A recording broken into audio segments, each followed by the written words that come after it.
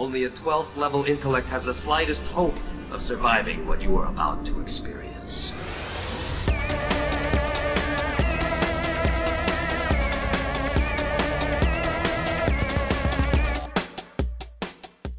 We were watching Supergirl last night, and I was thinking about how the actress that plays Supergirl, Melissa Benoist, or Benoit, or however the hell you say it, Beignet. She's like 29. Beignet is a powdery donut. Right, it's yeah. not beignet. Which I had for the first time 2 weeks ago. It's pretty good. Nice. Melissa Beignet. Melissa Beignet she's 29, and I was like, oh, she's only a couple years older than me. That's cool. And then I thought about, like, at what point does the name Supergirl become too, like, demeaning or whatever? Like, when does she become Superwoman? Exactly. So, like, at some point, you know, however long the show will go on, probably not long enough for her to be like, okay, you're not a girl anymore. But at the same time, like, what's the distinction? Where's the gray line? I don't know. Well, Superwoman was always a different character. Right. Like, Batwoman and Batgirl are totally different characters, and there's multiple versions of each. Yeah, but I mean, if same with Supergirl and Superwoman. If Melissa Beignet becomes, if Melissa Baguette becomes old enough that she's like the you know, like her mom is her adoptive mom is played by the 80s Supergirl. Oh yeah. Like if she becomes that age during the show, which I know she won't. The show won't last that long, but will she still be Supergirl, or will they be like, oh, you gotta be Power Girl now, or some stupid thing? I don't know. But that's still girl. That's still girl. Well, I mean, it's not called Bat Boy. Right. I don't know why, but I guess there could be a Bat Boy. I mean, there's Superboy, Superman. There's obviously some sort of distinction in the middle there, but who knows? Okay, hi everybody. Welcome to 12th Level Intellects. This is where we ask the important questions. Yeah. When do you become a woman? This is a DC Animated Universe podcast hosted by the Watchtower Database. My name is James Strecker, and guy, I'm Ted Kendrick. That sure is him. We're talking today with fellow WDBer Maddie Washburn about what all the stuff that happens in between Justice League Unlimited and Batman Beyond might be. Which, and it's not like our Legacies plans or anything. It's like what is known for sure what we based off know. evidence we've seen in various cartoons. Yeah, a lot of it is like, oh, this person's born in this year because we know they're 16 or something like that. But there's some interesting stuff. And or like this piece of technology was invented in this year because we saw it in a museum. Yeah. So stick around for that because that's probably the most interesting part of this. We tend to get a lot more views on the ones that are actually DCAU related. I wonder why that is. So yeah, that's coming up. Let's do news things. My first thing is Kristen Wiig is in talks to be Cheetah in Wonder Woman 2. She sure is. Is that one of your news things that I stole from you? It isn't anymore. I'm sorry. I had it like saved on my phone as soon as we found out about it. She's not totally booked though. Right. I think it's rumors. Yeah, I think she's in talks to play Cheetah.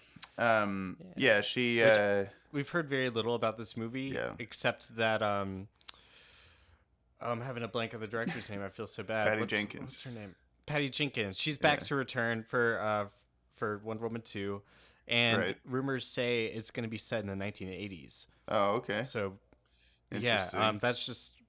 Yeah, I don't know if that's like totally Kristen verified. Wiig can channel her Ghostbusters character. Yeah. Yeah, I don't know how I feel about this. I mean, obviously it's not confirmed yet, but for a while there've been. I mean, it's hard to. Okay, I'm back and forth because for one, it's hard to be accepting of whoever it actually winds up being whenever you've seen so many fan casts for so long. Like I was seeing a lot of like Charlize Theron fan casts that I thought would have been really good. Yeah, because she's like sexy and could play like a scientist kind of character and that kind of thing where like, I don't know, Kristen Wiig comes off just more of a comedian and like almost like a slapstick kind of one. Like oh, we cast, what's his face? The Paul Blart guy. Like, oh, we cast him as Green Lantern or some stupid thing. I'd be like, what in the world? I don't think it's that bad of a casting. No, I like Kristen Wiig. I think, like, yeah, you're right. She's obviously comedic, and the DCEU has those elements of humor. That was a big thing that they talked about injecting into the DCEU after Batman vs Superman, which you don't really like. But I just don't like how sudden it is all. But yeah, that's my worry with this, is that it'll be like, yeah, we need it to be funny. Make it funny. Go, as I smoke my cigar. Yeah. And Cheetah, Barbara Minerva is the modern version of Cheetah. Right. There's like the Silver Age one, and then I forget, like she has a totally different name. Yeah. And I forget what it is, like the one in Super Friends and everything. But then like we have the modern one, who she was a scientist. She was I'm having a mind blank.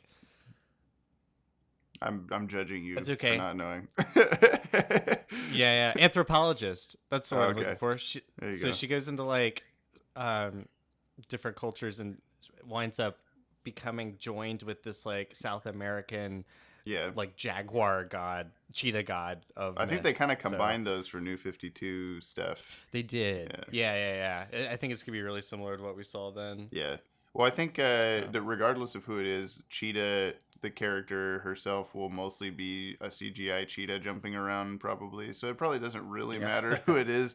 And I can see Kristen Wiig like wearing some leopard skin though. Yeah, she can pull that off. Yeah, and I think that regardless of who it is, I'm almost every time that someone gets cast for this universe of movies, I go like, oh, what? And then it winds up being pretty okay anyway. So I think the casting is probably their strongest point, with a couple exceptions. So we'll see, I guess. I was like, Ben Affleck, what? Oh, okay, that's pretty good. Etc. In one of the movies. Yeah. Yeah. Well, cool. Yeah, so that's exciting. Yeah.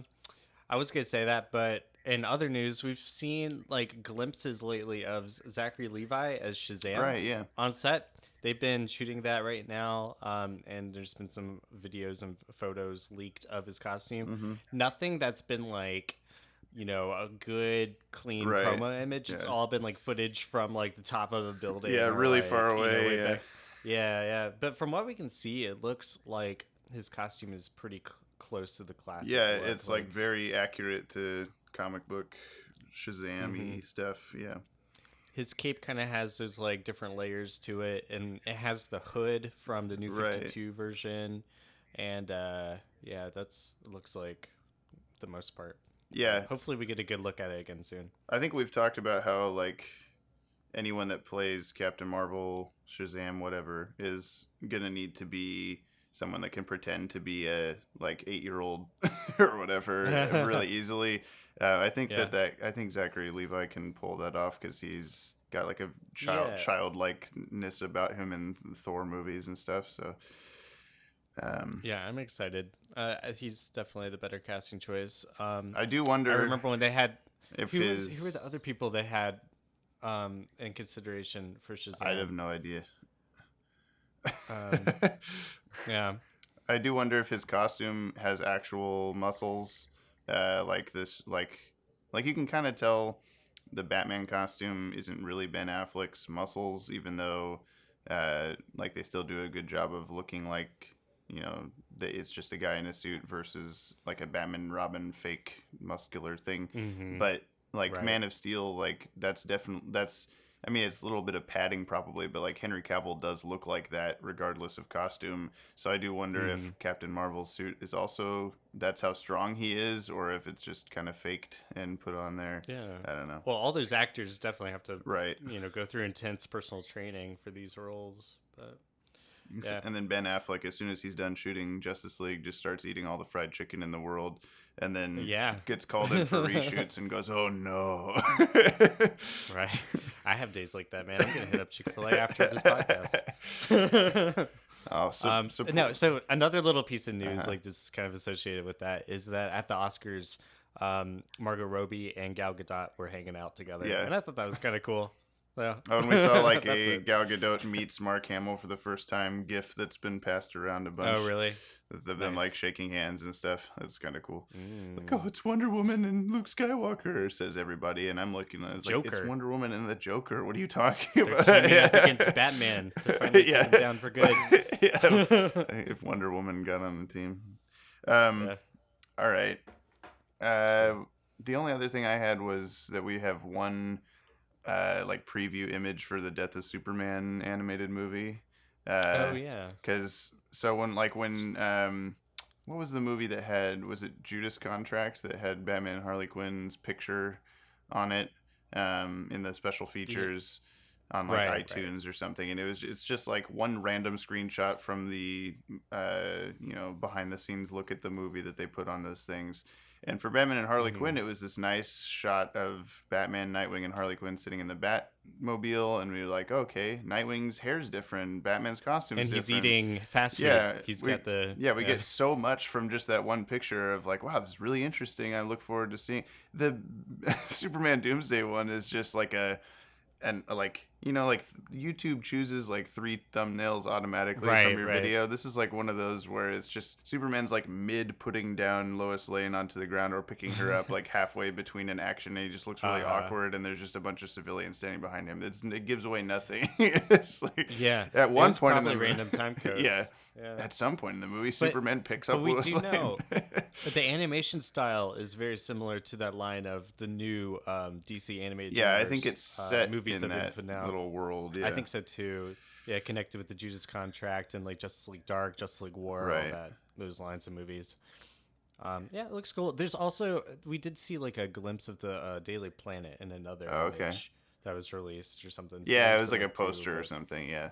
Yeah. But it should be good. Yeah. I bet it has like Steel, Superboy, Eradicator. Yeah, it's Cyborg supposed Superman. to have all those guys. It's supposed to be a lot more faithful to the real story instead of what Superman Doomsday We'll probably see Doomsday throw down with the Justice League at the beginning. Yeah, that's what I missed in Superman Doomsday was like that's something I knew happened in Death of Superman is like he has to like punch his way through like everybody before he gets to Superman, and in that he just shows up or whatever. Yeah. But we've seen now with Justice League Dark, I think was the latest Justice League movie in that universe. Like the League has expanded their roster. Yeah. So they've got people like, Jon Stewart was on there now, and Hawkman, and the Atom, and like. I hope they reproduce the scene with Superman and Bloodwind just kicking the crap out of Doomsday in his like green goggles costume and stuff. Yeah. That'd be cool. I would be so surprised if that version of the League was there. Like Guy Gardner, Blue Beetle, Booster Gold. Like if they Maxima, like if they go with that Justice League, I don't think they are. But I would be really surprised if they do. Yeah, maybe we'll see a few of those random heroes in there. Yeah. But like that is the fact that they're going to be including all these the viewers. Yeah, if they do go the route of including all the Eradicator and Superboy and all that stuff, like will they? That does feel a lot more 90s. So maybe they'll just say fuck it and just do everything. I don't know. Yeah. That'd be cool. It says includes many fan favorite moments from the story that were left out for Superman Doomsday. So we'll see, I guess. I'm sure that'll be in there. Well, I have a big piece of news that's really weird. Okay. Time Warner is, they've been trying to merge with AT&T. Sure. And Trump's the biggest news in the world. Administration and Justice Department have been pretty anti. They're against this merge, and they've also been. Why does it matter? Right. Well, it's a vertical integration, right? So it's like these big companies absorbing each other, and getting out the competition. Yeah. It's really similar to how Disney and Fox merged recently. Okay. So they've been kind of like very wary about it, which is actually probably a good thing to be wary about it. So I'll give them that. But so if the AT&T merger fails, Time Warner has they're going to court about this this month pretty soon. But if this merger fails, then Warner Brothers, HBO, and Turner could all be broken up and sold individually. Like Time Warner would break up and sell off these individual properties, which would leave DC Comics kind of up in the air for a potential buyout from somebody. I'm not saying like Disney would hop in and get them, but I'm also like it's not saying really they wouldn't. Weird. Yeah, it's there's like a slight possibility that something really strange could happen to DC Comics by the end of the month. Huh. So that's something to be aware of and look for. I guess we'll come back to that if something weird does happen. Yeah. That's I don't know who else who would be vying for that. I mean, and would people be supportive of Disney just owning everything, or so and so now owning DC Comics and stuff like that. I don't know. Bring Batman onto the Avengers, Yeah. or bring Captain America onto the Justice League. I had a friend a few years Very ago confusing. when I think the Avengers had just come out, and he was trying to catch up with the movies, like the first Avengers. So not very many things, but he was like asking me for advice, and was like, okay, so who all is in the Avengers? I know there's Batman. And I just stared at and just didn't answer. That was a joke that was going to make its way into reality, but then I realized nobody would understand the reference. Yeah.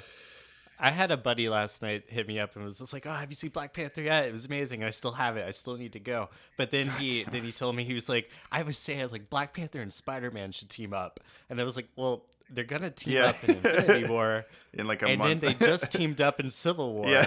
In a way, they were in the movie together. So it's just like, have you been watching? Like, so that's one of those happened. like, do you see happening. a Marvel movie? Well, technically, I'm pretty sure they were on the opposite sides, or was that wrong? Am I wrong? Yeah, I guess they didn't team up, but we're in the same movie. They're about to be in 2 movies together already, so it's like I've always said that. And I didn't Spider-Man even think should about be it in when an you said it. It Avengers took movie. me a minute to realize because I was like, oh yeah, that's a great idea. We should definitely see them together. Oh wait, we already have. I've always said that Superman and that Batman should be in a movie together. Yeah. All right. They should. Maybe one day. Maybe someday we'll get a Batman and Superman movie. We haven't yet. So that's that, I guess. Now is it time to transition? We're going to talk to Maddie. Yeah. Here's Maddie on. that boy. The 2 of you talked in person. Yeah, we've met. That was We've exciting. met, and you guys have met, and now we have to meet, you and me.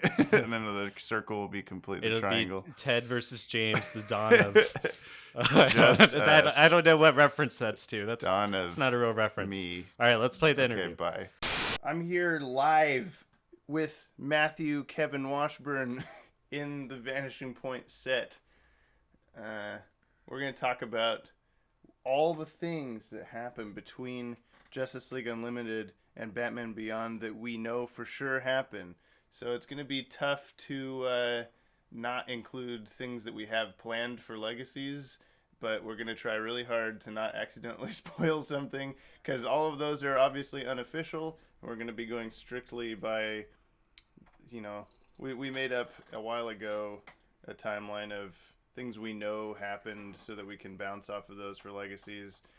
Some of these are really cool to know. A lot of them are just really random little arbitrary facts that have no need to be explained. Yeah. So I'll let Maddie. So off the first thing I want to say, according to many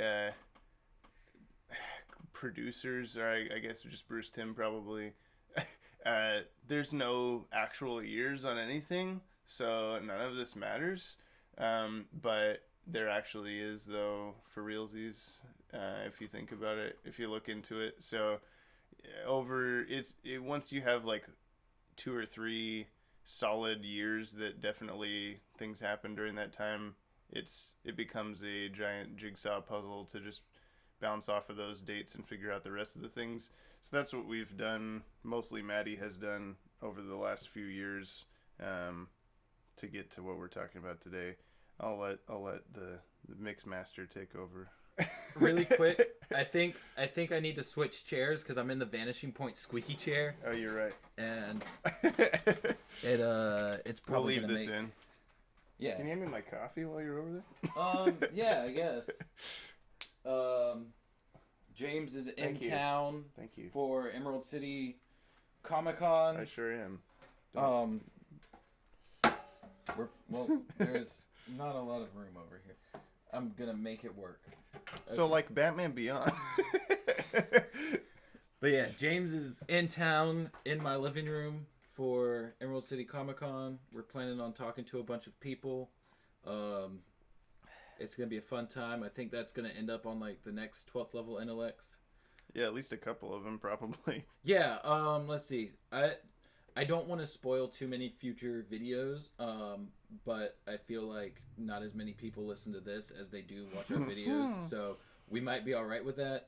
Oh, that's not a dig. I just like no, I slightly laughing, agree. But Anyone that is listening, we appreciate you. I mean, I have people complaining about the whole 5 minutes of Vanishing Point, so Get on with it. Jeez. It needs to be rapid paced. But so essentially, I mean, we did the President Luthor timeline video, and Batman the Animated Series ends around 1997 because of the Lost Years comic, and then the new Batman Adventure starts around 1999 because of the same comic. And then Supergirl's age pushes Justice League Unlimited to the election of 2004, and essentially it ends that year 2004 around springtime. This is going to sound really arrogant, but I'm just going to throw this out there that there's a lot of times that we'll find timelines on the internet or people saying like, Batman episode 14 takes place in this year because I felt like it. And it's very frustrating to see those kinds of analyses in quotations because it's a very loose term for that.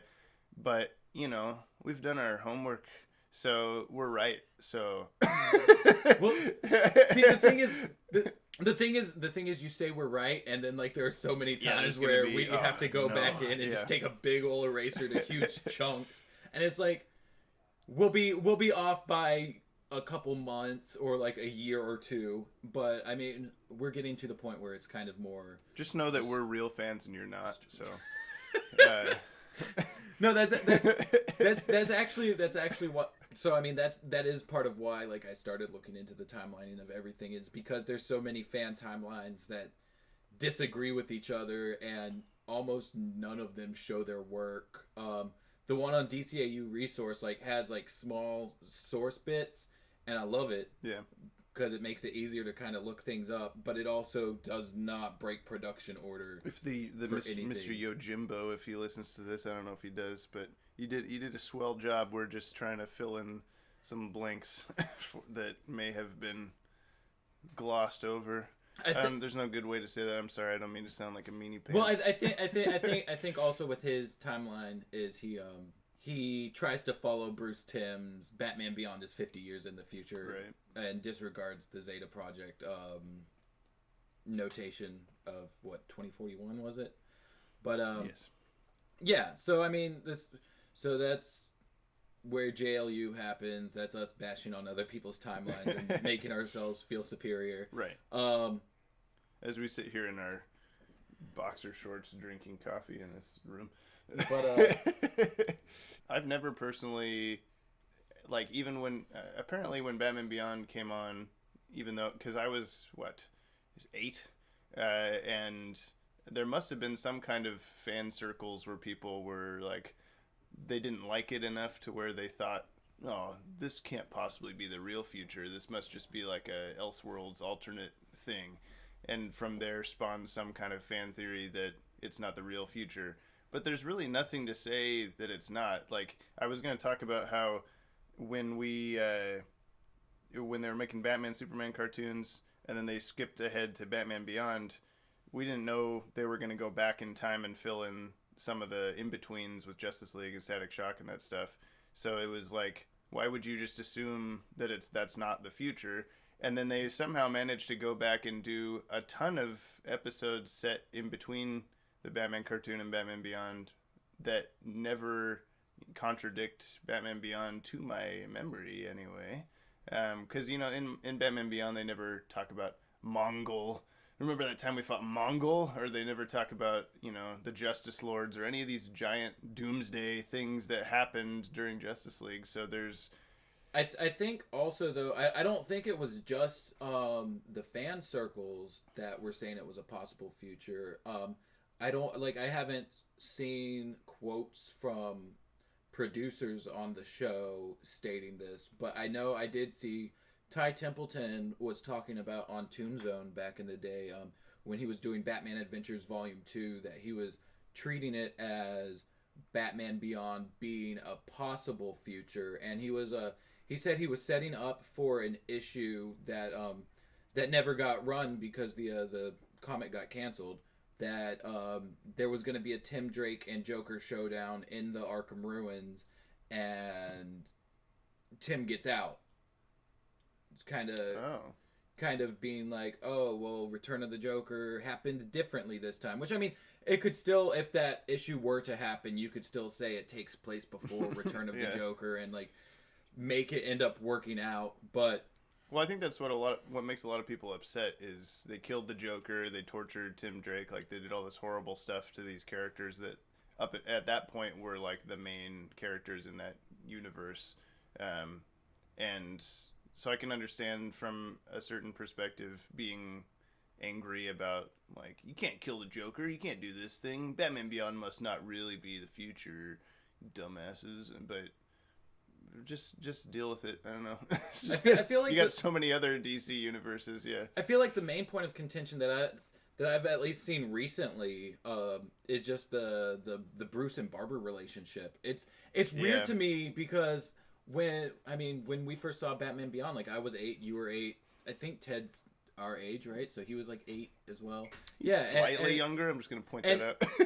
and so very slightly. The Bruce Barbara thing has been a thing for 2/3 of our lives, right. At least. It seems normal, and to me. It seems normal to us, but then we see after the Killing Joke, like, all these people are just. Ugh.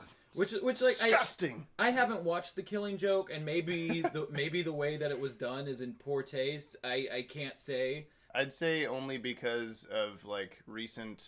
I mean, the movie came out before a lot of the more recent Harvey Weinstein-y things that have been going on, but it's still in a era where we're more aware of that stuff. So I'd say that whenever Bruce Timm does that or Harley's double butt and stuff like that, people would get a little more offended than they might have if that had happened in 1996. So, but whenever I see the backlash in the fan communities, it's less about that and more about that's Jim Gordon's daughter, that's Dick Grayson's girlfriend. Why are you're betraying the men in your life? And like I can't get on board with that train of thought because I know it's all fiction, but Barbara is her own person. Like her relationship to Dick and her relationship to Jim has no bearings on who she is loving or whatever. I absolutely love that storyline because it to me it just put like more sting to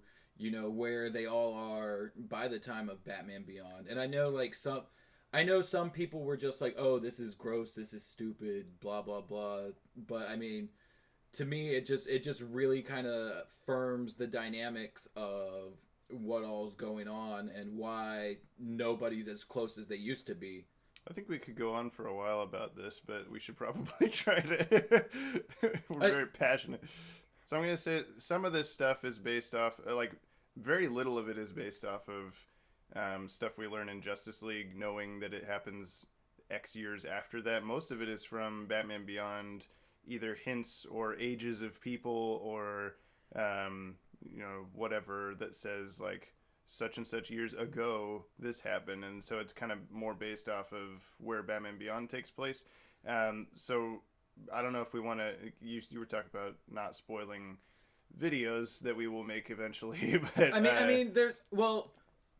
We've already talked about Zeta Project mentions that Zeta went rogue in 2041, and then in Batman Beyond there's a mention of that happening 6 days ago. Right. So it's in the early 2040s. Like, yeah. Long story short, you can just go back off of spring breaks and winters and that kind of thing to figure out the start of Batman Beyond, and it also like more or less lines up correctly with a promotional Toonami thing from a few years before maybe the year it came out of where Peter Cullen says like the year 2039, and then you're like, oh, okay, I guess that's already we know, and that works for the most part. It's a little bit weird because we've talked about we're a little Maddie and I are a little bit argumentative about whether it's 2039 or 2040 just because there's a weird like 6-month gap where Terry does nothing if it happens in 2039.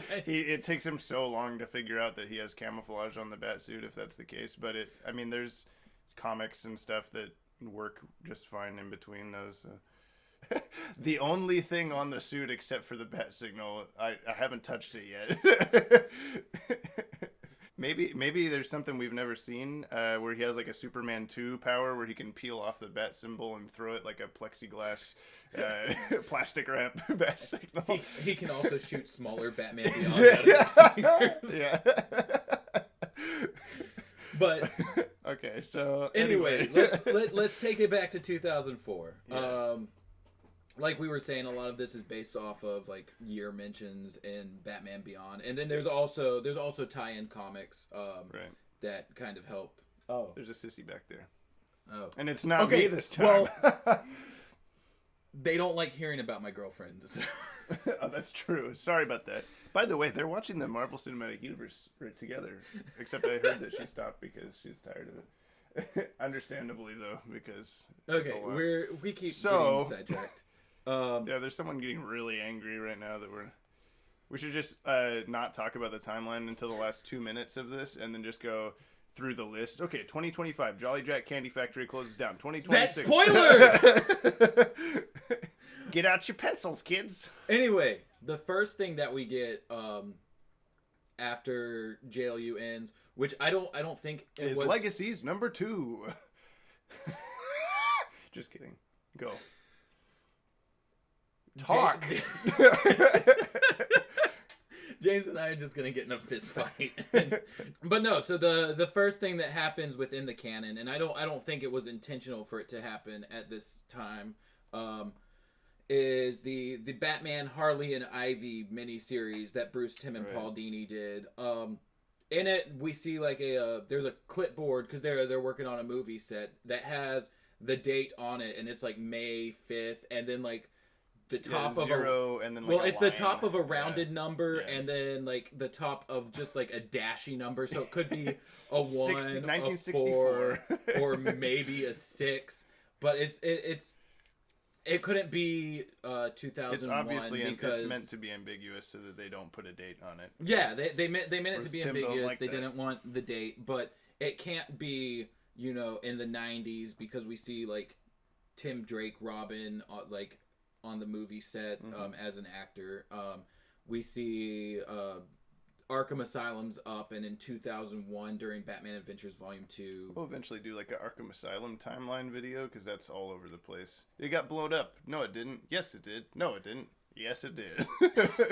So, and that runs up until around February 2005 when Harley gets. It's Oscar, right? Is Oscar? Oscars that's is based the movie on one. when. Yes. Yeah, I Oscars, Grammys. Yeah, they're all the same. Webby Awards. That's based on like real life. Some of this stuff ends up just being based on when did things actually happen in real life, because that's like the only way for us to narrow it down. Otherwise, we would just say it happens in some point and it doesn't matter. Which really, all of this you could say about. You could just say it happens and who cares? But we care. So. I mean, they ended up like kind of friends at the end of the movie, and then the sequel comic has Batman talking to Ivy, being like, "Yeah, Harley needs some good influences. You better be that for her." And then it's a good Kevin Conroy impression. And then in the Task Force X issue, Waller's talking about, give it 6 months and you'll be back to doing the crimes. That's a good CCH Pounder impression. Believe it or not, Tim is just walking on it. Is that the second time that song's come up today? Anyway, Tim is pushing 20. Yeah. Yeah, that's a point of contention for a lot of people. Tim Drake's character design stays relatively the same from him becoming Robin at age, was it 13? Yeah, according to his biography. Age 13 and 99, and then I feel like he looks taller in Mystery of the Batwoman, but James has argued. I disagree. But... James has argued back and forth with me. He says it's the same model, it's just stretched a little bit. It might be stretched, yeah. But yeah, I think there's times where they were aware of, oh, Robin's probably got to be older. We'll make him slightly deeper voice or slightly taller or something like that. But for the most part, he stays relatively the same for a good chunk of his life. his age doesn't matter with him being Robin. It's just weird that he's... Yeah. I mean, I'm sure they didn't intend, when they made Return of the Joker, they hadn't made Justice League, they hadn't made any of this stuff that pushes the end of present day farther forward, because we know from Dwayne McDuffie that the Return of the Joker flashback happens at the end of the present day. Ace dying. We only say that because Batman's still with the Justice League, and we kind of assume that when Robin gets all fucked up, that's his last straw, and he just cuts ties with everybody. Oh, can we say dirty words on this podcast? Because I have been self-censoring. Oh yeah, no, I said dumbass earlier. I say fuck every once in a while. Sorry, children. Gotcha. Okay, I didn't want to slip, and then you guys have to just bleep everything. No, it's good. But yeah, I mean, there's for the most part, this channel is pretty G-rated, but except for this. Before the Return of the Joker flashback, we get the oh, that is a cockroach. Where? On this drum pad. Oh, nice. Right there. I saw it on the wall earlier. Yeah, but I don't live in filthy squalor. It's just his roaches. But no, so before the Return of the Joker flashback, we get Tim Drake being put into a Lazarus pit, which is why he is still as small as he is. That's canon. I was on board for a second. What are you talking about? How did I miss this? We get maybe they did in the near apocalypse, except not really. Except it's after he died. Yeah, 2 years after. No, so we get, let's see, Lost Soul. Robert Vance's his brain impulses were digitized 35 years prior to Batman Beyond.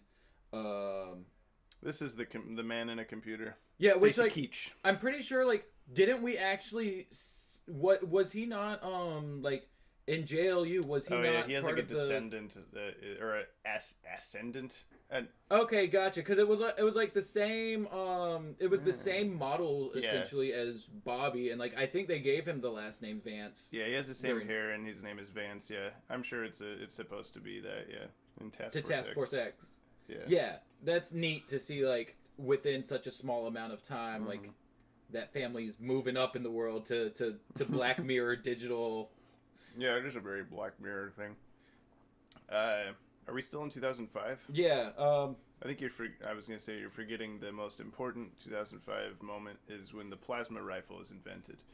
Now, this is a pivotal linchpin in the timeline, which is What episode is this? I think it was it Final Cut. Final Cut, yeah. Yeah, it's one of the Curare episodes, the second one, I think. Yeah, he's fighting Curare in a museum, and there's 2 shots where you see him throw a statue at her or something, and it just says Plasma Rifle 2005.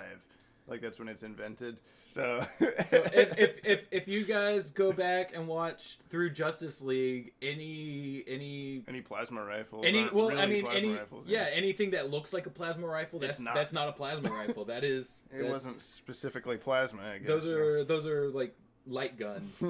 So far we've got Destroyer, JLU ends in 2004. Sometime in 2005, we got Harley and Ivy, plasma rifle. Robert Vance puts his brain in a computer. Then Tim Drake is tortured sometime before 2007, and the Joker dies. I've got one more that possibly happens before that. Is in Dead Man's Hand, we're told that Batman breaks up, the Third Royal Flush Gang, which I guess. The jack of that gang ended up becoming the king of the current gang. And so, just I guess kind of based on his age, which we're not told, but we can kind of infer, it probably could go back as far as the early 2000s. This is not the same one in Epilogue. That's right. This is the one after Epilogue, and then the one before Batman Beyond that we never see it, and There's another Royal Flush Gang in the Justice League Adventures comics, but those aren't canon, so... Yeah, I still don't know enough about... the Justice League Adventures comics just bore me. Like it was one of those things where they're working with such a wide cast of characters that they have to make sure that they're not doing anything to disrupt the status quo of any of them, and so it's just like it's just meh stories. Did you have anything more on whatever you just said? Anything more on the wild card or the Dead Man's Hand? No, they existed not at really. some point. But then that puts us to the Return of the Joker flashback, and then we were talking about earlier the Earth 12 situation. If you want that to be part of your own like headcanon, yeah, that stuff happens. The pregnancy stuff, Vixen dying, Nightwing proposing, etc. Him hanging out with Flash fighting Mr. Freeze. See, that's one of the things that like kind of puts it off for me is that Mr. Freeze appearance. Like his arc is very work. Yeah. Well, his arc is very weird with the comics and everything anyway, because like the last we see him was, you know, that Batman Adventures where his head's in the Arctic, and then all of a sudden, like not very long after, in Gotham Girls, they're like, oh, Mr. Freeze is in prison, and it's just like, I don't think that was supposed to be during Justice League time, but they mentioned the Royal Flush Gang, so now it has to be. And then he's in the Batman. And then comic, and then he shows up in the Batman and Harley Quinn comic and in Arkham, and he has like he can make ice stuff out of his hands now, and that's weird, but it's a thing.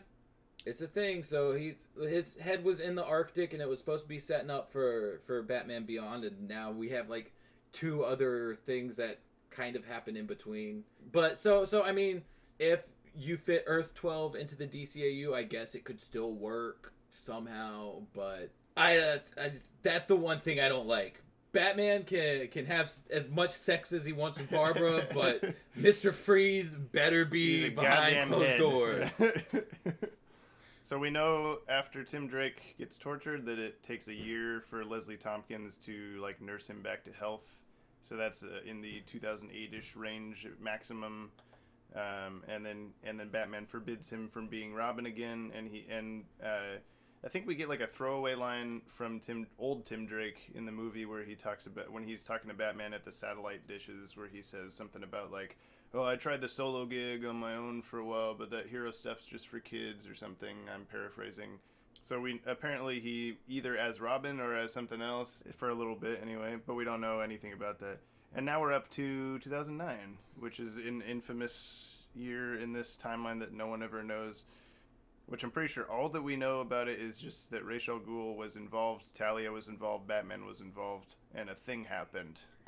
That's such a weird title. I think, okay, so this is where the fans are split, is because if it was an apocalypse, then Batman Beyond is a possible future, but when it's a near apocalypse, Batman Beyond's the real future. That's the butterfly effect point. Yeah, the Star Trek 2009 time warp. Well, Barack Obama became president. Let's see, 2009. I'm completely kidding. We had the recession. We had the near apocalypse. I don't know. That's my Obama impression. I don't know how much you guys were. Ra's al Ghul. I don't know how much you guys were into the underground music scene in 2009. But that's when we got the likes of Attack and Broken Side. And yeah, no, I don't know what either of those are. James does.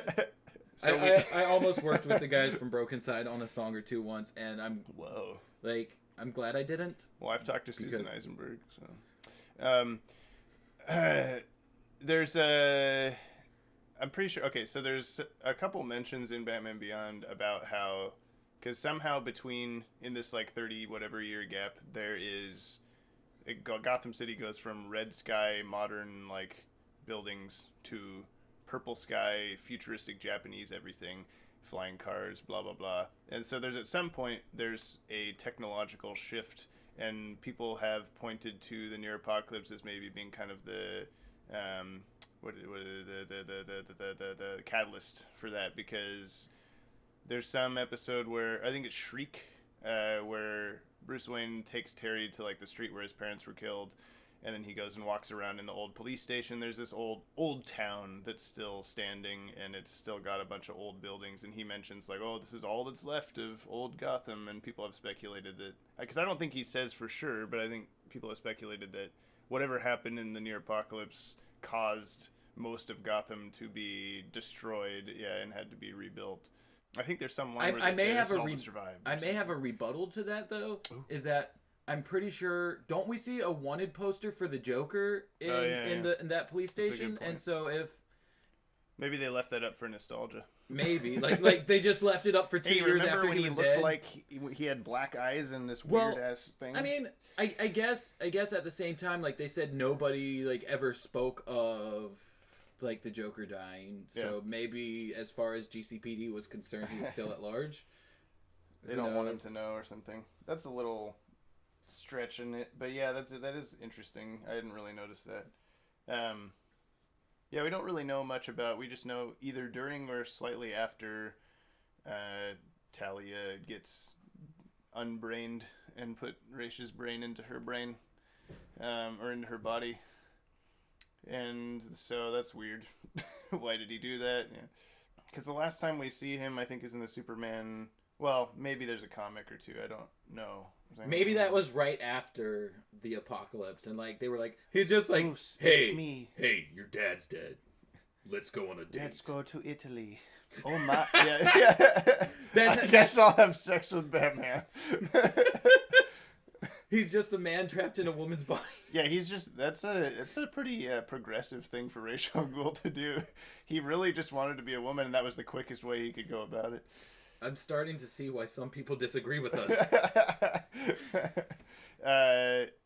Okay, well, we can. I mean, speaking of Vendetta, how do you feel about Spider Conway? Yeah, damn it. We don't know a lot. Yeah, we don't really stuff know much, but between 2009 to 2012 is really the next year that we have anything for certain, and there was this weird Superman Adventures comic where like most of it happens concurrently with Superman the Animated Series, but this comic stated that it was 30 years before Batman Beyond, so it puts it around 2012. After Justice League Unlimited, all this. Yeah, like 8 years after Justice League Unlimited, and Justice League Unlimited hadn't even aired yet. But so we're in 2012. And Clark's still yet to propose to Lois, and he's going to do that on Jupiter or something, like the moons of Jupiter. I don't know how he plans on doing that, because Lois can't breathe in space. But, I mean, more power to you. Neither can he, technically. So. Yeah, perhaps. What was I going to say? But something transitioning between... Oh, just anyone that's listening that's thinking like, oh, the comics aren't canon, you dumbasses, don't say this is canon or blah blah blah. I mean, whatever. If you don't want it to be, fine. But when we're trying to nail down everything to a T as much as possible, if there's a comic where Superman says, I was 1 year old when Krypton exploded, and there's nothing in that comic issue that contradicts the show, we're going to use that information because it helps. So because nothing in this issue contradicts anything except for Terry saying he comes from 30 years in the future, we have to, I guess, just accept that this is 30 years before Batman Beyond instead of what we would expect it to be. So yeah, it's a tiers of canonicity kind of thing where like Bruce Timm's like, some comics, yeah, we worked them into the canon, and most of them are just doing their own thing. But the way I see it is the same way I guess people saw the Star Wars extended universe, in that like obviously what's on screen comes first, and then you've got different tiers of. Yeah, and my philosophy is like innocent until proven guilty. Like it's everything is canon, and then you figure out what's not from there instead of the opposite. Because it's really easy to say it's not, but I mean, I feel like The Call had a lot of its own problems though, right.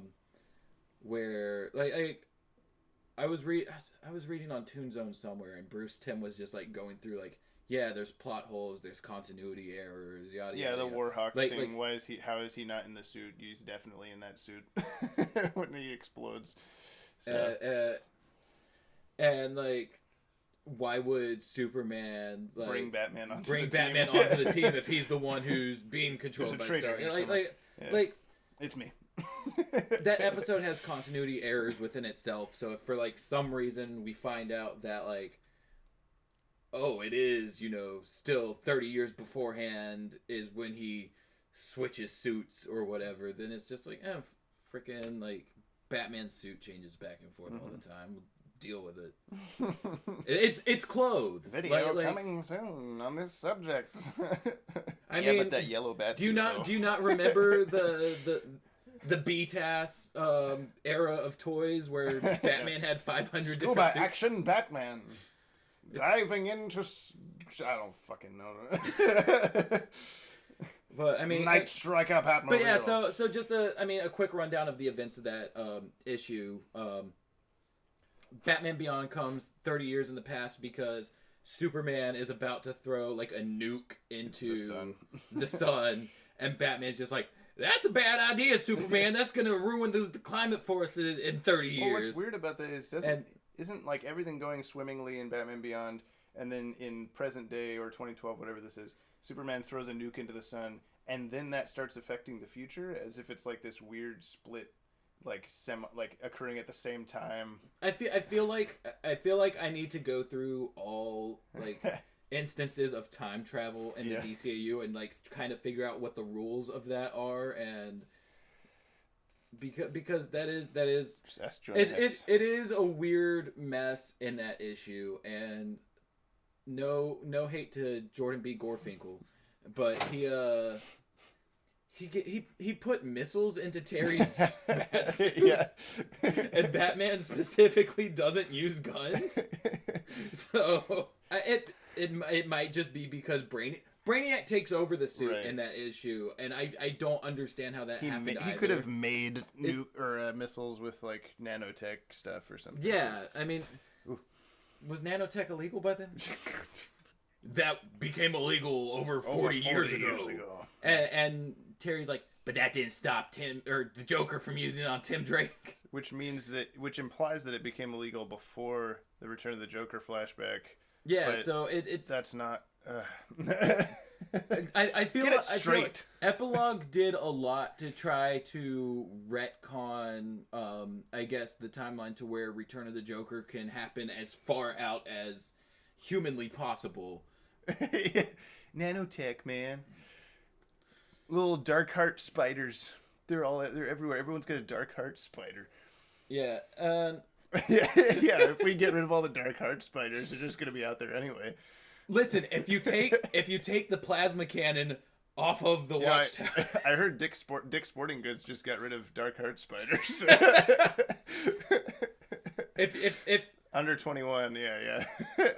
I'm just saying, if you take the cannon off the good guys' Watchtower, then there's only the bad guys' Watchtower is gonna have a cannon. Just give all the teachers dark heart spiders. Really, it'll. But, all right, that's enough of this joke, I think. Okay, so nanotech either becomes illegal around this time or around 10 years prior. It's very loose. Yeah. We're not sure. Didn't you say there's also a Batman Beyond comic where they're using nanotechnology like in a normal company, like just a normal there's like a company. Normal company, not a weird supervillain black market company. Which I mean, that could be enough to throw that out of canon. I don't know.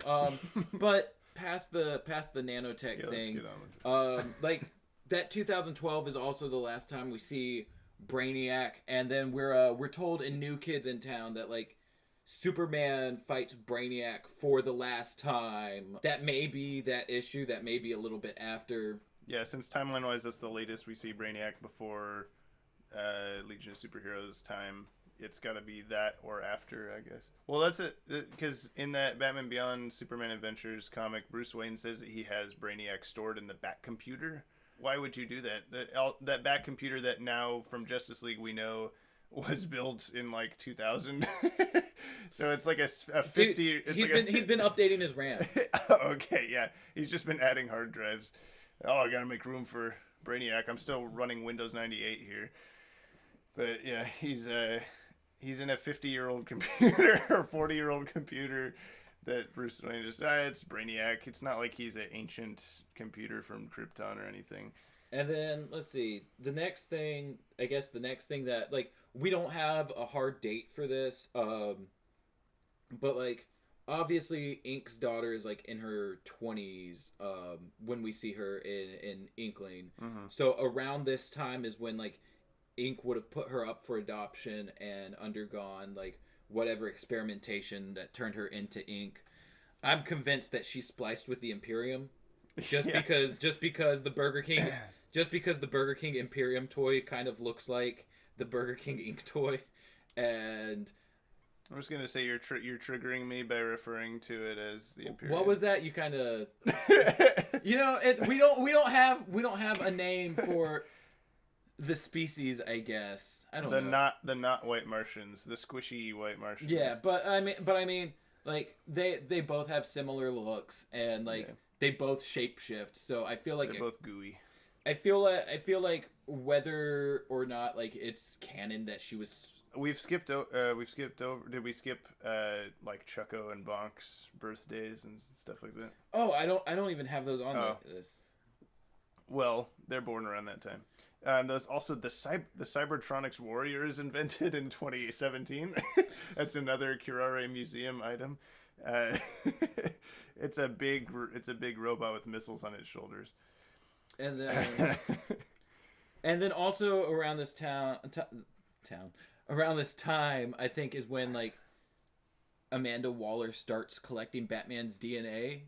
Yeah. I don't have a hard date for that. It's kind of hard to tell. He's still in his Justice League costume. He hasn't made the new Batman Beyond suit yet, so it's sometime. So it might even be earlier than 2017 because that's only 2 years with the Batman Beyond suit. I assume around this time is also when like he would have built the big old burly mecha thing. Mecha getting the giant robot. We're starting to lose it here. 2019, that's when we have Bruce Wayne quitting as Batman. Yeah? Yes. That's next year, for those keeping track. I have a vivid memory of when that premiered. I watched it at my grandparents' house, and they watched it with me. And it was really distracting because my grandpa kept asking me who every character was. And since this is Batman Beyond, I'm like, I don't know yet. Shush. Who's that guy on the train? Who's that red clown guy on the train? I don't know. I'm finding this out right now. Who's that old man wearing the Batman costume? Is that Scooby-Doo? Yeah. Is that Johnny Quest? So that's that. Batman's old. He tries to shoot a bad guy and then he gets mad at himself. I guess something had to happen for like the Green Lantern ring to be passed off as well. I don't know because like I started coming up with this theory to make all of Hal Jordan work, and James vehemently disagrees with it. But I feel because like he wants the Super Babes. He wants the Super Babes wall art and the Hal Jordan statue in that one Batman Adventures issue to work. Therefore, Hal Jordan was a Green Lantern before he became an Air Force pilot, which is just ridiculous. But anyway, I understand what you're saying. What you're getting at, though, is that maybe there could be multiple Green Lanterns at once. So either Jon Stewart is still Green Lantern and older, and he's just off in space now, or something happened to where he died or became not fit for the ring anymore. Or a number of things that we have no idea about. I want to say I really wish I had the source for this because I just hate saying things and not sourcing them. Well, I'm pretty sure I saw a producer comment somewhere that said like Cairo is like only around 12 years old or something like that. I think it was maybe. Yeah. He's obviously young, but he's so wise. And I mean, if he's 12, he does that cool little Jedi hand when he does. If he's 12 years old, like he obviously didn't get the ring when he was a baby in like 2030.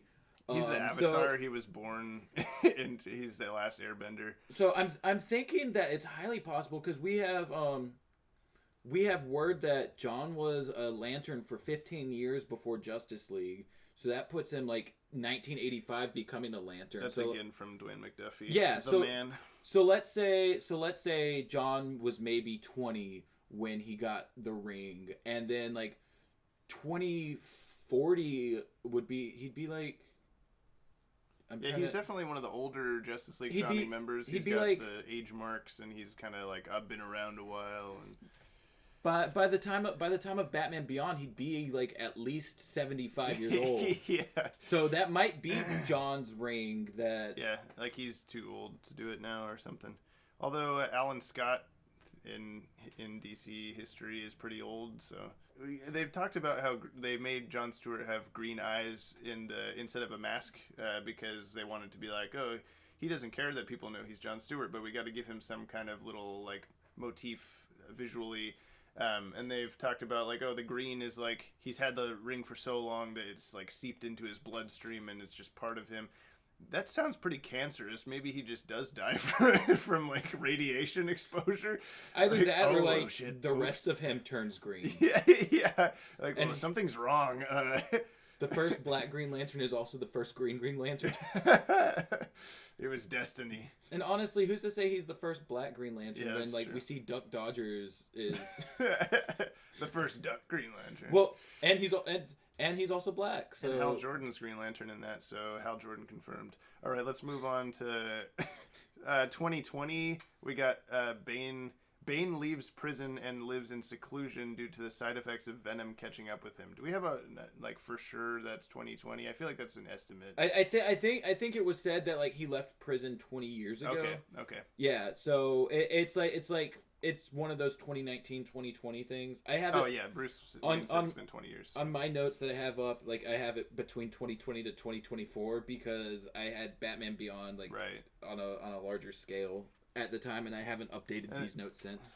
But maybe he was cut off and he had such withdrawals that's why we see him in such an old, like he's sitting in a chair and he's just falling apart. I would love to see there was like a Batman and Robin Adventures issue that happens like a couple weeks after Bane, the Batman the Animated Series the episode where like Bane's got this pal that like helped nurse him back to Mexican health. Boy. Yeah, it's like this little Hispanic guy. I don't remember his name, but like there was he had a Hispanic name, and I would love to see like since the Batman the Animated Series time that like that guy went to college or something and like ended up getting a medical degree and then to like help out Bane or something. Yeah, and is helping Bane in this time. Like it would be a nice little Write that nod. down, it would be This is what the people really want to see is Pablo helping Bane. I mean like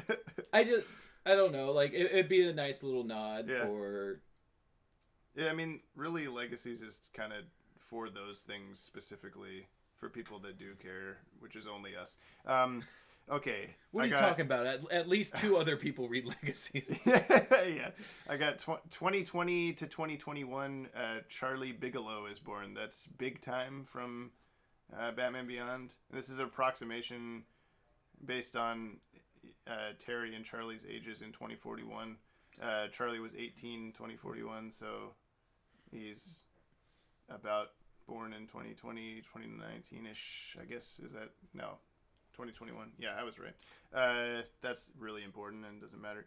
Also around this time, Coach Fitz began his career at Hamilton Hill High School, started winning those trophies that got stuck to the ceiling during what was it, Revenant? Ooh, a ghost. And then Dr. Corso from April Moon starts his medical practice around this time as well. I have that in 2022. I have it. Yeah, I mean, like I have my old notes up that aren't. It's specific. Around these times, yeah. And then, do we have anything between that and then like the next bit of epilogue? I've got in the 2020s. We're estimating. You talked about Ink's daughter being born, but also that Xander, the Cobra, like spliced baby is like started to be made, because he's about Terry's age-ish. Yeah, I mean, slightly I have that, older probably. I have that as like a big old question mark of I don't know the year. And also that Fingers, the big old talking gorilla, is he is like poached by Van Dyne. So, like, his mom's taken away from him and all this stuff that we see in that little flashback. That's, apparently, I've based that on approximation based on the growth rate of adult gorillas. Yeah, no, So... I had that on the timeline blog at some point, and these notes, like, I grabbed specifically from that, but I've not seen that in these notes, so I don't know if I just, like, deleted it at some point. Who cares about Fingers? Yeah, then we got Ghoul being born in 2022 to 2023. Moving along so we can get this over with.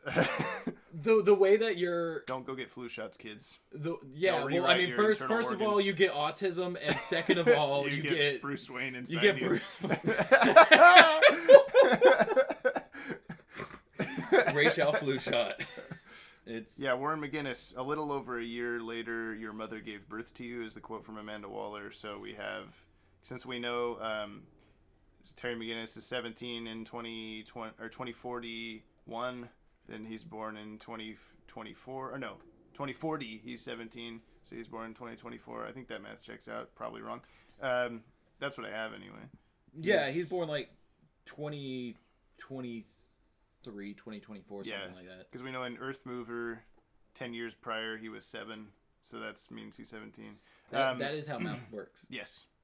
Happy birthday. And online, people say it's August 18th is his birthday, but we've never been able to find the source for that. So if you're listening and you know where that comes from, please tell us. If you know where that comes from, like, comment, subscribe, share with your friends, and drop a link to this video in the comments of this video. Yeah.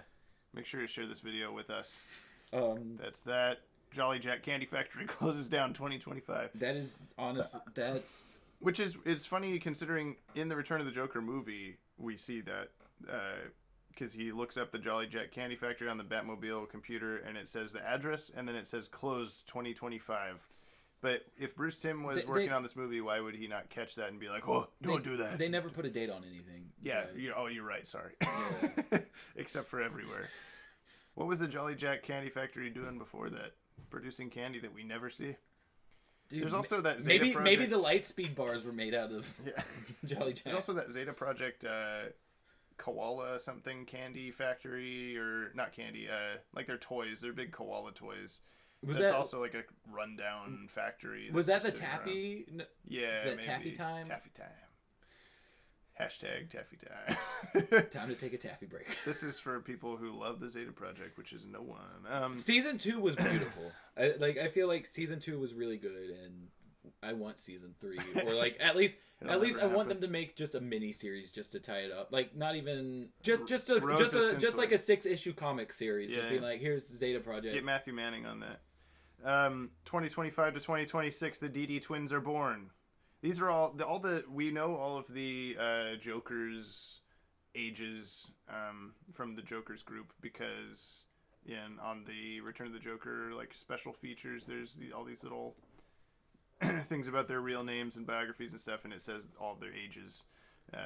So that's kind of a nice little thing, though it's unnecessary information, but it's something that we can put a date on. Which means.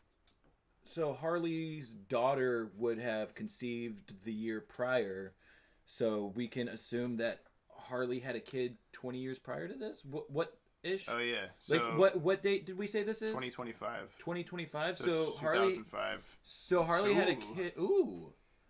Oh. So it could be the Joker. Or there's even the possibility that like they had been trying and she just didn't know she was pregnant at the time that... Well, no, because falling down the giant hole probably would have miscarried. Yeah. I mean... So 2030... We've seen Barbara Gordon miscarry for less. Yeah, God. Heavy stuff. So 10 years prior to the episode Earth Mover... Earth Mover is created by the Tony Maycheck is doused with toxic waste and left for dead in a cave-in.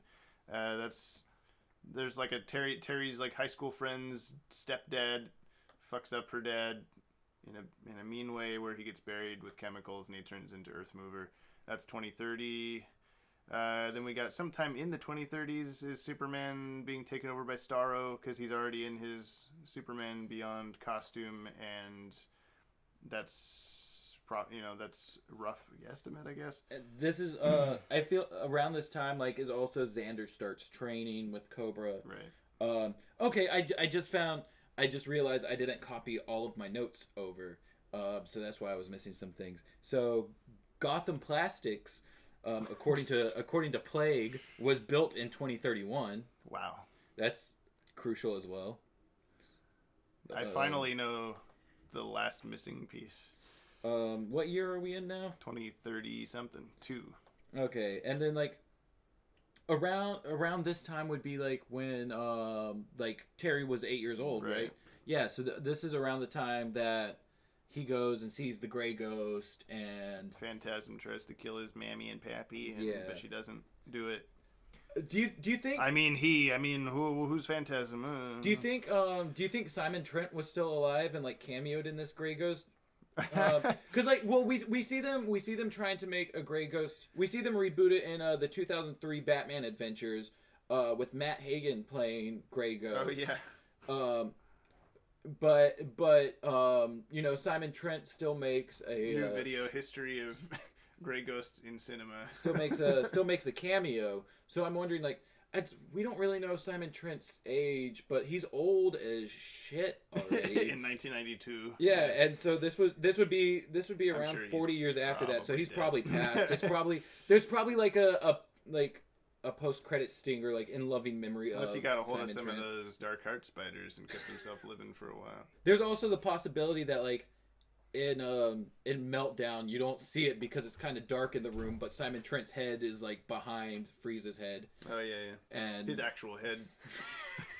Yeah, that Batcave it's display with Grey Ghost's costume. That's actually his like zombified body.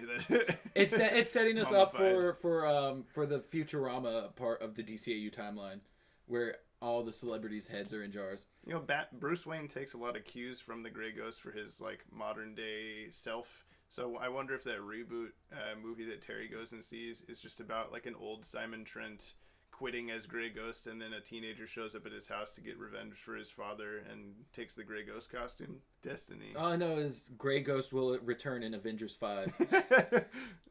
Don't worry. Post-credit scene.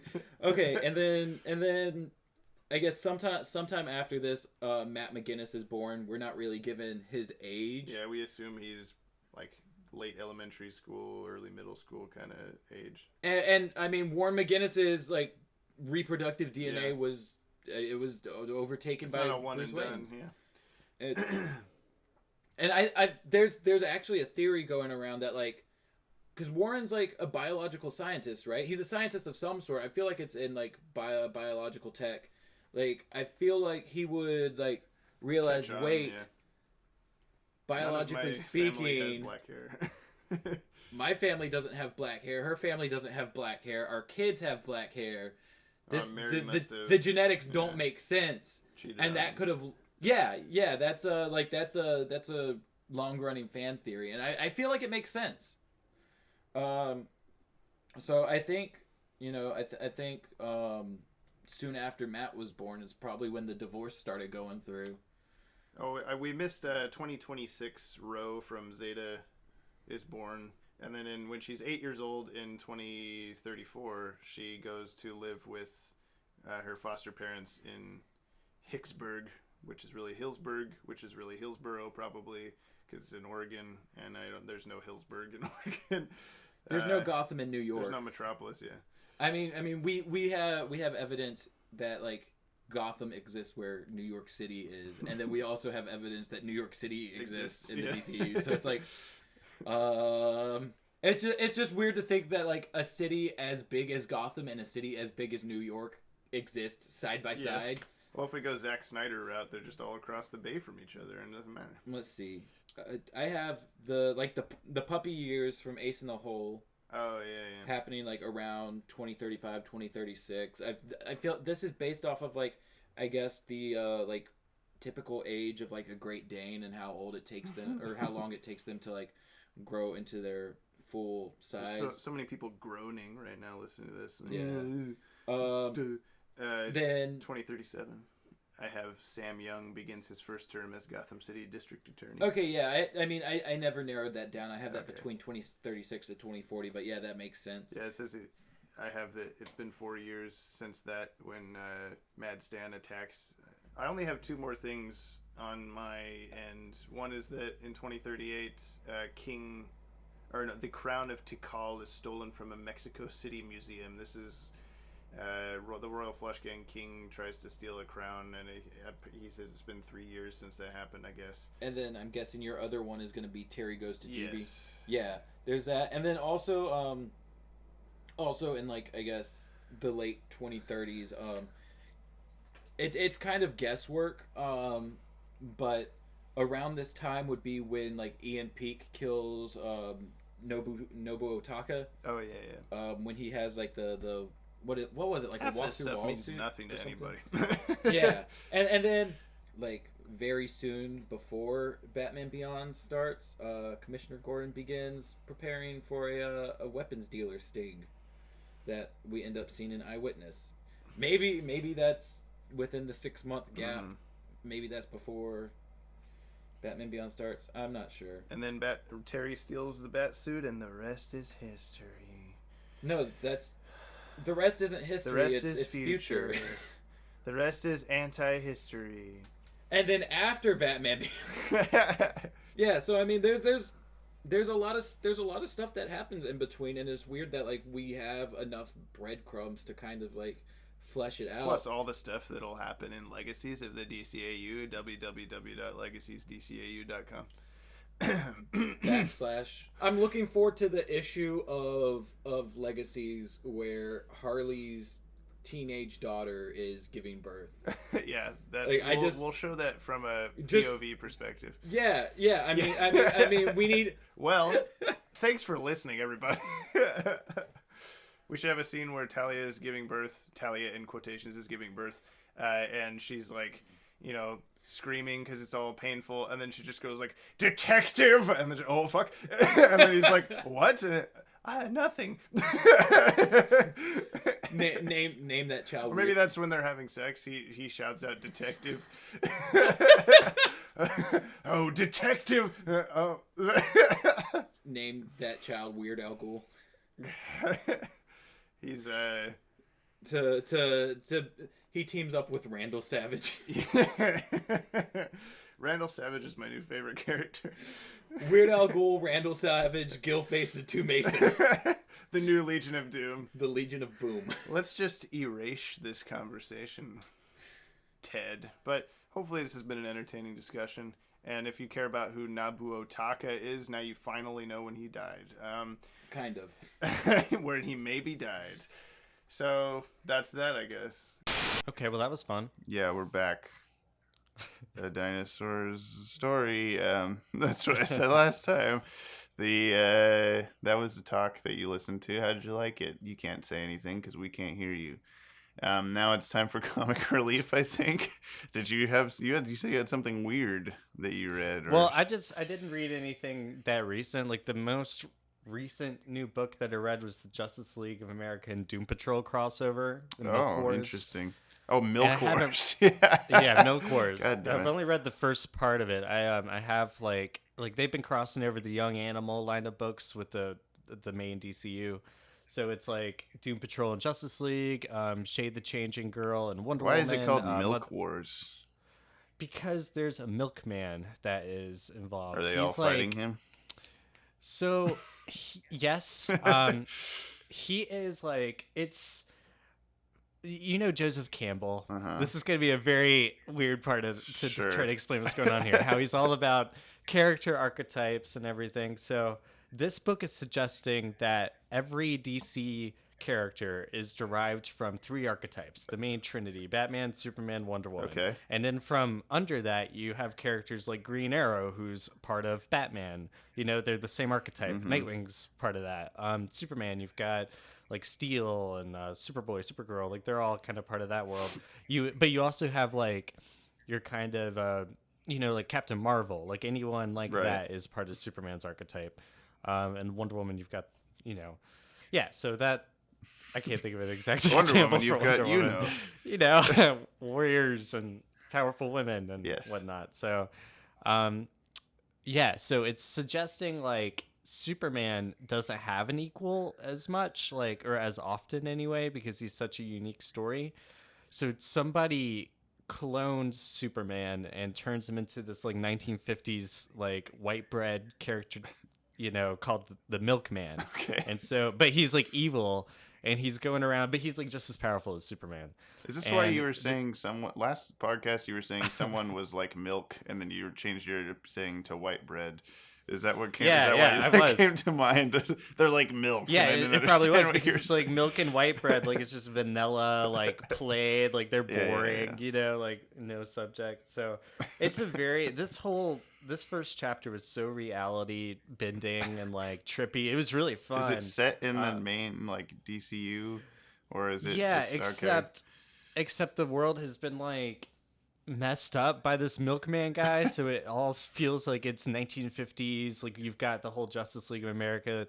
This is the version with Vixen and Black Canary and Lobo and the Ray that we've been seeing. So they're all like 1950s stereotypes, like Vixen and Black Canary are wearing like poodle skirts. Oh, interesting. Yeah. Like the bombshell kind of looking. No, but like Grease, that era of it's just for some reason the world is in this weird era. And then the Doom Patrol comes to help them make it back to normal. It's just a really trippy, it sounds book. Interesting and stupid. Very meta. It's very meta, and I'm not sure if it's cliche or clever. I was just looking decided. Every week. I look to make sure nothing is or something is in my subscription box at my comic shop. I'll be like, hey, what's coming out this week? And I've just been seeing Milk Wars Part 1. I'm like, what the hell is this? So I guess you've sort of explained it to me. Yeah, it's wacky. It's written by Steve Orlando and Gerard Way. They're the two writers on Justice League America and Doom Patrol. So, check it out if you're into that. They're using this event to kind of reboot the Young Animal line. So they're going to start back with like new #1 issues for Mother Panic. Shade the Changing Woman. Ooh. So she actually is going from girl to woman in this in the series reboot. So I don't know, it's cool. I also read like some other random stuff just for fun this week. Some Batman stuff, like Batman and Harley and Ivy by Bruce Timm. Right, you were talking about that. You hadn't read that in a long time. I don't think I had ever read that until Maddie kept telling us about when it was set. It's definitely set in this time, and I'm like, okay, I need to go read this, I guess. Yeah, it's a good read. Yeah, it was a lot of fun. Turns out it's probably set during Legacies, so we'll end up kind of touching on it slightly. I had to read it for research purposes. And then I read Batman Venom, which was an arc written by like Dini O'Neill. Oh, this is not a Batman and Venom crossover. No, I'm sure it that's was like common mistake. Yeah. It was part of Batman Legends of the Dark Knight, which was a series in the late 90s. The one new Batman Adventures episode of the same name. Right.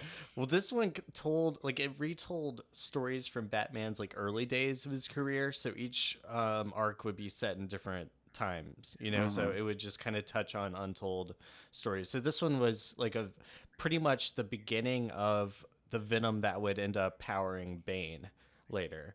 So it was that was like kind of Venom. I forget Venom is also a thing in DC. And in Batman. Yeah. So Batman's like popping these Venom pills and he gets addicted, and then there's a really cool scene where he has to shut himself up in the cave. Oh yeah, you were showing me this for an entire month. And he ends up like foaming at the mouth like he's got rabies or something. He's just like completely just an animal, and he's just told Alfred, he's like, don't come down here for a month. And he's like, no matter what. So he's like, pumped full of venom when he does that, yeah? Is it? Yeah, okay, because you had showed me the picture of the panels of him when like, he comes out. Yeah, and he's all like super hairy. He's got a giant beard. And I was like, that's a month? Jesus, Batman. Like, I know you're Batman, but oh my God. Right. Yeah, just 1 month. But yeah, he had I am super testosterone. Right. He had fired Alfred. He had like beat up Commissioner Gordon. Like he had just gotten out of control on this Venom stuff. So it was a good read.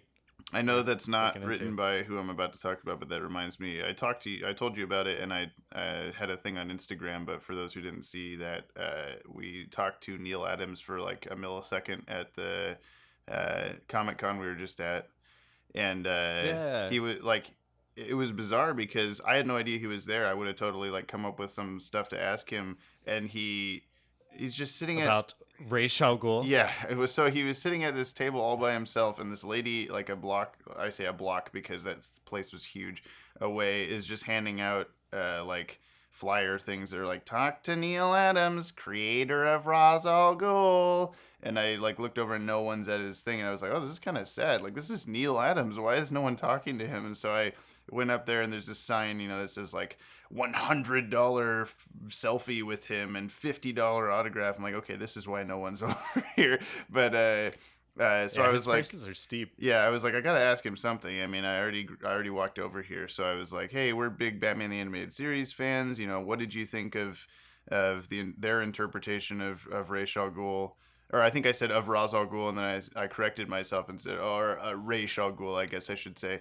And then he just slammed down the papers he was holding and looked up at me and was very adamantly like, it's Ra's al Ghul. I have no idea why people say Ra's. It's spelled R-A''S. How would you say that any other way than Ra's? And he just kept going on for like 5 minutes about how upset he was that people don't pronounce it Ra's. And I was thinking like, oh, that's so weird because so many people would say the opposite. Like whenever Batman Begins pronounced it Ra's, everyone freaked out at that. Like, it's Ra's, you idiots! What the heck? It's a Batman movie. How can you pronounce the name wrong? And right. And well, because like the first appearance was in the anime series. Like that was his first like big mainstream appearance out of the comic books. Right. I mean, but which was written by Dini O'Neill. Yeah. Neil Adams drew it, but. Right. Dini Yeah, O'Neill it's interesting that they either didn't consult him or they just guessed, or I don't know, because like it was just really funny to see him like,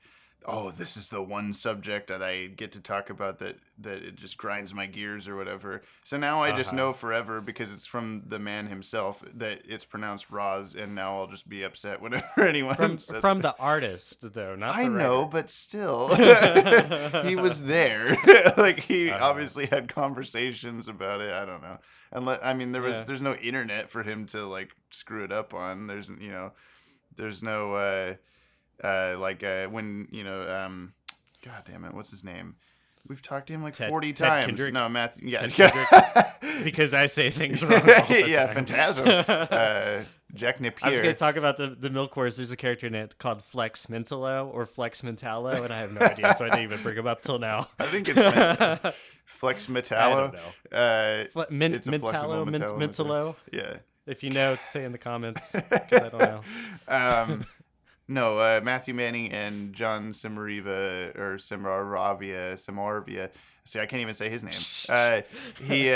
When they were talking about how they never met until that one con that you went to and interviewed them, like, so they had only talked through the internet and all that stuff because he's in Australia or whatever.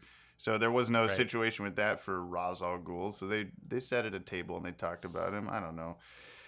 Anyway, that was a book. You don't have to say it out loud when you're writing a book. You say it in your brain. How do you say it in your brain? But... Ted's been saying half the English language wrong in his brain for 20 years anyways.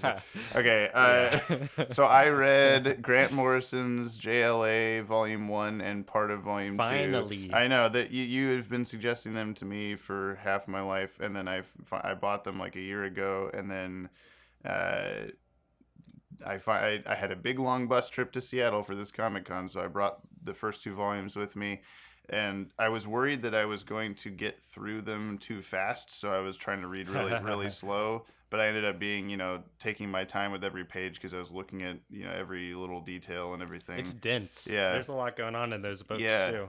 It's interesting. My biggest takeaway from it, I think, was the like style of storytelling in that versus like more modern day comics, because this is like 20 years ago ish now that those comics came out, and they do almost every issue does this where they'll start off with a really good like, oh my god, the key is here, or what's the super team that winds up being White Martians, the Hyper Clan. Yeah, like, oh my god, check this out. They take like 2 or 3 pages to build it up to this, and then it just cuts to And then the Justice League spent the next 3 months fighting them doing this. Superman went to the place and did this thing. And Batman tried to figure out this thing. Tune in next week for the exciting conclusion. And then we cut immediately to like halfway through. So they just skip a bunch of stuff, and they do that all the time. And it doesn't bother me, I guess. It's just different than I'm expecting. And it reminded me of like Secret Origins, the episode where Superman has his meeting with the World Assembly, and then it just cuts to Snapper Carr going like, for the last 6 months, Superman has been taking apart missiles and doing all this stuff. I'm like, 6 months? What the hell? What? Just show me this. So yeah, it's a long time. Yeah. So So how far did you get? Did you read through the Rock of Ages arc? Well, so when does that stop? I guess because I got through all the dark side stuff where they go to the fake future, but then they come back. I got all the way up to they jump back in time, and Superman is holding the Philosopher's Stone and crushes it regardless, and that was where I stopped. So I don't know You're what close happens to the from end. there. Okay. Yeah, you might have one more. Yeah, I definitely noticed that. So that Ultimate Guide book for Justice League that came out in like early 2000s, that entire book is just based on this run alone pretty much, because it's like pretty much. There's one issue like so there's the issue with Professor Ivo and Dr. Morrow, and they've created Tomorrow Woman. Yeah, Tomorrow Woman. Not Tomorrow Girl. Yeah, right. She's a woman. So because she's wearing a leotard. So she's like, she goes out and be's a superhero for one issue. She dies in the same issue. And that character is in that Ultimate Guidebook as if like that's this monumental thing that happened to the Justice League. And I was just thinking the whole time, like, why did you put every single little thing that happened from these books into that? So yeah, Tomorrow Woman actually returns for an arc in the JLA Classified series that was published like 10 years after. Oh, okay. So she does come back like a little bit here and there. It's pretty horrifying when she dies because her body's all mangled and burnt and stuff. Yeah, I really like the art. I know Howard Porter is amazing. Yeah. This must be around the same time of Death of Superman.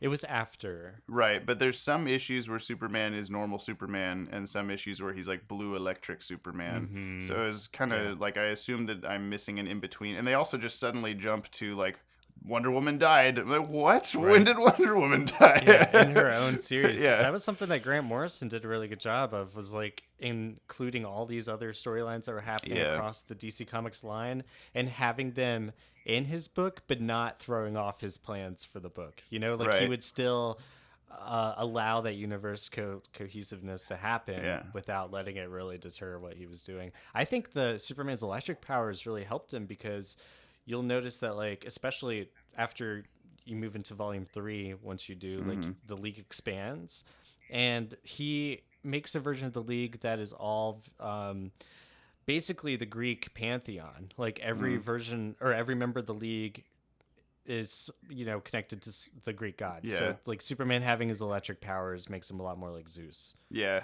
I do.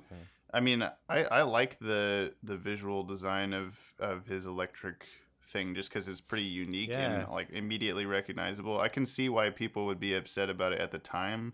So like, where is Superman? This isn't Superman. But you know, he changed back eventually. So soon actually. You're probably almost there. Yeah. And it's like, there's a lot of stuff like that won't be explained in this round of comics. It's just like, well, that's just what was going on in the DC universe at the time. And it's just not worrying about it. So I liked same with Wonder Woman.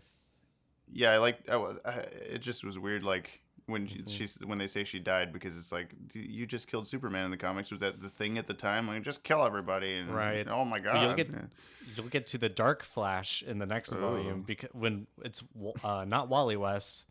Okay. And you don't, and it's just like, he only is in one issue. I think it's issue 33. I remember it. Yeah. They're fighting white Martians, and so you have this like alternate version of the Flash there for this one issue. Right. And during the issue, he unmasks himself to Superman, except the face is just in shadow, so you don't know who it actually is. But spoilers, this issue's been out for like 20 years. It's Walter West, who is Wally West from a dark parallel future where all of his loved ones died. So he's like come back to the past, and I forget what happened to the real Wally at the time, but like, yeah, you'll just see this random dark flash helping him out.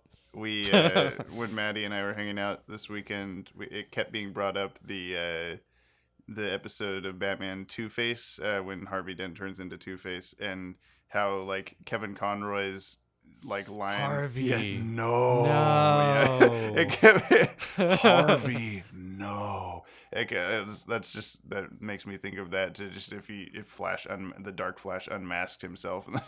Wally, no. No, Superman's reaction is just like, "What? You? How? This is impossible." Yeah. It's like, how's it possible? That's the Flash. It's still the Flash. Yeah. He's just older. He's older and maybe has a few scars on his face. But Yeah, no, I can see through this whole run, at least so far, a lot of like inspiration that they took for the Justice League cartoon. Obviously, Aquaman's design. There's a lot of just similarities to how the team interacts with each other and treats each other. Like Batman is a lot more aloof than normal in these comics. Like he's they keep having several times where they'll be like, yeah, Batman's not in this one because he's doing something in Gotham City, and that's something they did a lot in the cartoon. And same thing with like, we'll check in with Batman. What does Batman think? And Batman goes like, yeah, it's fine, go away. So yeah. Very true. Yeah, very true. so I like that. I like the random. So far, it's just been cameos by people like Metamorpho or Plastic Man and stuff like that. Metamorpho dies in like the first issue. Right? Yeah, he did. He was. I mean, he was still part of the JLA before that. Like, it kind of took the Hyper Clan to make the new version of the. So I assume that this run is not, because it starts with a #1, but I assume that it's not like a rebirth situation where it rebooted everything. It was just a continuation of a previous universe or something. Okay. Exactly. Yeah. Then the crisis. Previous JLA was like Wonder Woman, Flash, Hawkman, Metamorpho, Fire and Ice. Yeah. Okay. Like Booster Gold. There were some really weird members on that team. Okay. So then that ended and this started. Because I've seen, like, I don't know if this is what it is, but I've seen a panel from something that's just J'onn J'onzz leading the charge with a bunch of random, like, B-level Justice Leaguers, and it says, like, we are now the Justice League or something. Is that right before this or something? I'm not sure. Know. Okay. You'll have to show me. Yeah. Why? You want to be memorized every single comic ever, Ted? Every single panel? Yeah. Yeah. But yeah, I like it. It's pretty good so far. There's a lot of very 90s takes on things. I don't know how else to explain it, because like it's just, hey, remember this supervillain? Now he's dripping with an unknown fluid, and he's got a bunch of pockets on his costume, and and stuff like that. The key, he's got red eyes and gray skin. Right. I did like that they. They showed, that's a good issue. Yeah. The dream states. Right. And, that was a very parallel worlds. Very Dr. Destiny, Justice League kind of a thing. And and like the Green Lantern Superman was cool. Yeah, and like the Batman family. Yeah, and you get to see. Catwoman, it made me think like, kids. It would be interesting to do a video on like various versions of Batman's future that we've seen in different things that aren't Batman Beyond. Jr. Yeah. And Tim Drake is Batman. So yeah, that was cool. A lot of good stuff in that. I look forward to continuing. Connor to Hawk's Green Arrow. He's pretty cool. Yeah, I liked an Aztec. Yeah, of course I liked all the Apocalypse stuff. I thought it was cool that they have Granny Goodness as like a mother box, a grandmother box, and she's just stuck in there and like, this is me now. And that was a cool moment. Yeah. So I don't know. I'm sure we could talk about this. The Resistance. Resistance League from that future, where it's just like. Yeah, Green Arrow, Connor Hawk is like what they have, like a Mazo. You got the Atom. Yeah, and Argent from the Titans was on there. Some just really obscure. Yeah, there were a couple I didn't recognize. Characters. Was like, whatever, it doesn't matter. Yeah. Yeah, they were just characters popular at the time. But. Yeah. And the... But Batman's been masquerading as Desaad. Oh yeah, no, that was cool. And when he puts on his costume later, and it's just a big black Batman costume with a yellow bat signal, and I was like, no. Yeah, right. My worst nightmare. The bane of your existence. Yeah, it's everywhere. The bane. The yellow bat suit. Yeah. I'll skip but let's move on to our whatever we want to call it, letters kind of segment, because I think I have something. We still don't have a name for it. Yeah, I know. Someone needs to tell us what to do. The mailbox. Yeah. I don't think we talked about this yet.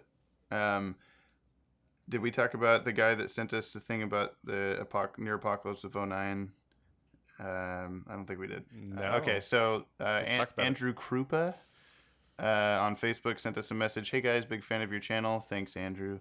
Grew up watching most DCAU shows. A while back, I listened to the script reading of the Batman Immortal project and was wondering what your take was on the whole near apocalypse of 09 thing. Will you be covering it in upcoming timeline videos or Legacies comics? Was it just another one of Bruce Timm's throwaway lines? Really interested in what your opinion is on that.